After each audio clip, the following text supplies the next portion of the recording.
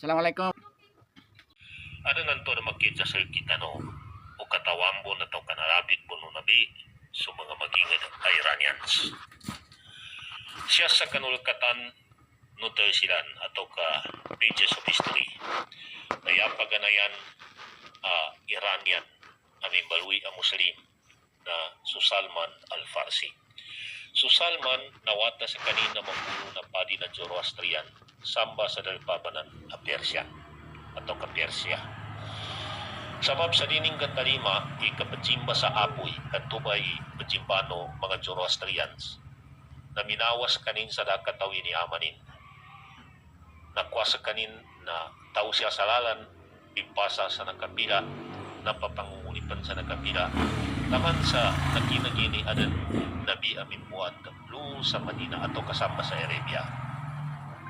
Naginapasa kanin sa makalambas samba sa Arabia, saan sa kanin nakapawang bilang ulipan no nakapananggitlon sa Madina. Yanim na baluyan nagaybakan na kapabusog sa kayong kulma. Pagkagalaw sa ginawanin na suinamin sa adanggay ang makapagilaya silang kanunabi. Sabab sa dapan silang makapagilaya na tinalitan so agama Islam. So ang unong kadyukenin atau kagapantialinin sa kanong tubagay bakanin na iba mapeting kanu Rasulullah sa apyadapan silang makapagilaya. Niyabit at tabag kasutin o kanina kinatalima. Muna suludan sa kaning kanulumpukano nabi na nasasangan yaran ni sagaya nakatulon inamba sura Jumaa isa sa kanu ayatan in amid tayo sa tigin pabila kadindan kapatan no mga Arab so agama na enggay no kadanan kanu magingad asayakaw adik ka na nilang pagitsan. Adan minita sa may Rasulullah tenganin into ba magingad nasasangan kun mamboy peludab su Salman Farsi na tinanduno nabi katigin su Salman nanggo su mga tao no Salman. Ijapa kutigo nabi matuno sa sahibok hari.